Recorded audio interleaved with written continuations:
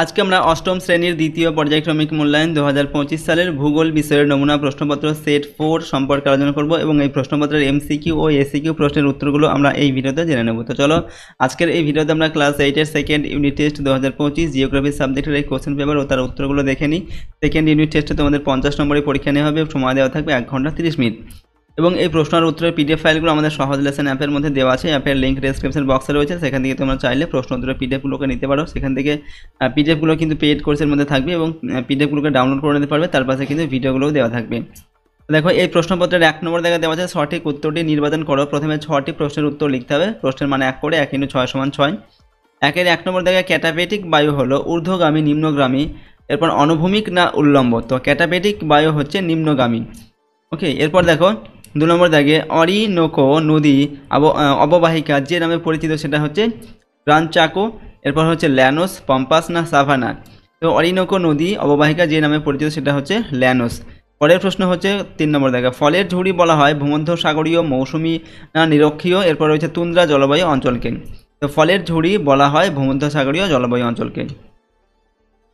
4 নম্বর দেখে আর্জেন্টিনায় বেশি পরিমাণে উৎপন্ন হয় ধান, গম, রবার না বাজরা। তো আর্জেন্টিনায় বেশি পরিমাণে উৎপন্ন হয় গম। 5 নম্বর কোরিওলিস বলের মান সর্বনিম্ন ক্রান্তীয় নিরক্ষীয় মেরু না ভূমধ্যসাগরীয় জলবায়ু অঞ্চলে। তো কোরিওলিস বলের মান সবচেয়ে কম হচ্ছে বা সর্বনিম্ন হচ্ছে নিরক্ষীয় অঞ্চলে। 6 নম্বর দেখে প্রশ্ন দক্ষিণ আমেরিকার বৃহত্তম দেশটি হলো আর্জেন্টিনা, কানাডা, ব্রাজিল না কলম্বিয়া। তো দক্ষিণ আমেরিকার বৃহত্তম দেশ হচ্ছে ব্রাজিল।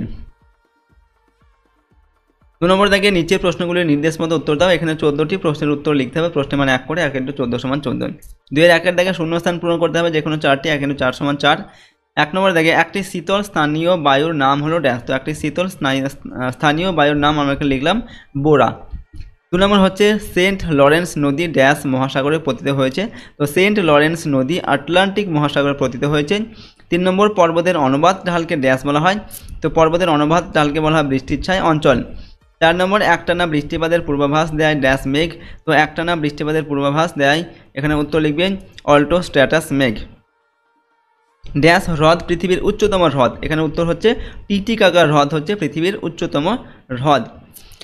2 নম্বর শুদ্ধ বা অশুদ্ধ লিখতে হবে, যে কোনো 5টি। 1 × 5 = 5। 1 দাগে অ্যাঞ্জেল পৃথিবীর উচ্চতম জলপ্রপাত, এটা শুদ্ধ হবে। 2 নম্বর গর্জনশীল 40 2 গোলার্ধে 40 ডিগ্রি অক্ষরেখার আশেপাশে অবস্থান করে, এটা অশুদ্ধ হবে।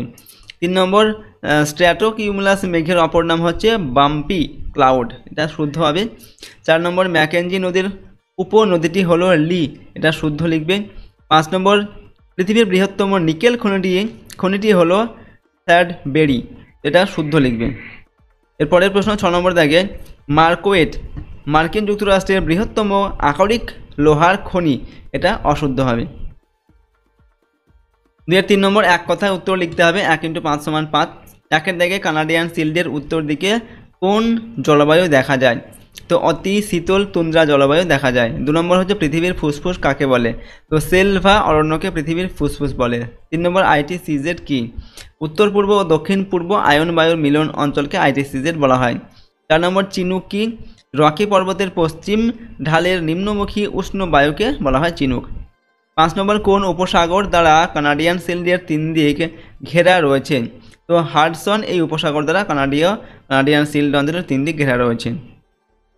6 নম্বর দেখে কাকে পৃথিবীর কসাইখানা বলা হয়। উত্তর লিখবে শিকাগোকে পৃথিবীর কসাইখানা বলা হয়। 3 নম্বর দেখে অনধিক 30 শব্দে উত্তর দাও, যে কোনো 4টির উত্তর লিখতে হবে, প্রশ্নের মধ্যে 2 করে 4 × 8 নম্বর। দেখো 1 দেখা প্রশ্ন আপেক্ষিক আর্দ্রতা বলতে কি বোঝো। 2 নম্বর স্থলবায়ু ও সমুদ্রবায়ু দুটি পার্থক্য লেখো। শরৎক্ষেপ বৃষ্টিপাত কাকে বলে।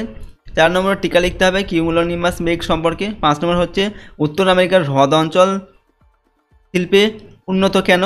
6 নম্বর দাগে রকি পর্বতের পূর্ব ঢালে বসন্তের শুরুতে শুষ্ক আবহাওয়া সৃষ্টি হয় কেন। এরপর 4 নম্বর দিকে অনধিক 50 শব্দ উত্তর লিখতে হবে, যে কোনো 4টির প্রশ্নের মান 3 করে। 3 4 12 নম্বর। 1 দাগে পম্পাস অঞ্চলকে দক্ষিণ আমেরিকার শস্য ভাণ্ডার বলা হয় কেন। 2 নম্বর চিত্রসহ ক্যাটাবেটিক বায়ু ও অ্যানাবেটিক বায়ুর বর্ণনা দাও। 3 নম্বর কানাডার শিল্ড অঞ্চল কাষ্ঠ শিল্পে উন্নত কেন। 4 নম্বর হচ্ছে নিরক্ষীয় অঞ্চলের বিকেলের দিকে কিউমুলোনিম্বাস মেঘ দ্বারা বৃষ্টিপাত হয় কেন। 5 নম্বর চিত্রসহ লা প্লাটা নদী সম্পর্কে সংক্ষেপে লেখো। 6 নম্বর পাম্পাস অঞ্চলের পশুপালন ও কৃষিকাজ সম্পর্কে লেখো। 5 নম্বর থেকে প্রশ্ন অন্য থেকে 80 শব্দ উত্তর দাও, যে কোনো দুটি লিখতে হবে, প্রশ্নের মান 5 করে, 5 দুগুণে 10 নম্বর। 1 থেকে উত্তর আমেরিকার হ্রদ অঞ্চলের কৃষি ও পশুপালনের বর্ণনা দাও। 2 নম্বর আমাজন নদীর উৎপত্তি, নদী দুটির নাম ও এই নদীর বৈশিষ্ট্য লেখো। 3 নম্বর হচ্ছে চিত্রসহ চাপ বলয়ের সঙ্গে নিয়ত বায়ু প্রবাহের সম্পর্ক আলোচনা করো। 4 নম্বর দক্ষিণ আমেরিকার দুটি পর্বত বেষ্টিত মালভূমির নাম লেখো। দক্ষিণ আমেরিকার নিরক্ষীয় জলবায়ু ও চিরহরিত অরণ্যাঞ্চলের সংক্ষিপ্ত পরিচয় দাও। তো এগুলো হচ্ছে তোমাদের 5 নম্বর মানের প্রশ্ন। 5 নম্বর মানের প্রশ্ন এখানে 4টি দেওয়া আছে, যে কোনো দুটির উত্তর লিখতে হবে, ঠিক আছে। তো আজকে আমরা ক্লাস 8-এর সেকেন্ড সামেটিভ ইভ্যালুয়েশন 2025 বা সেকেন্ড ইউনিট টেস্ট 2025 সালের জিওগ্রাফি সাবজেক্টের একটি কোশ্চেন পেপার সম্পর্কে আলোচনা করলাম।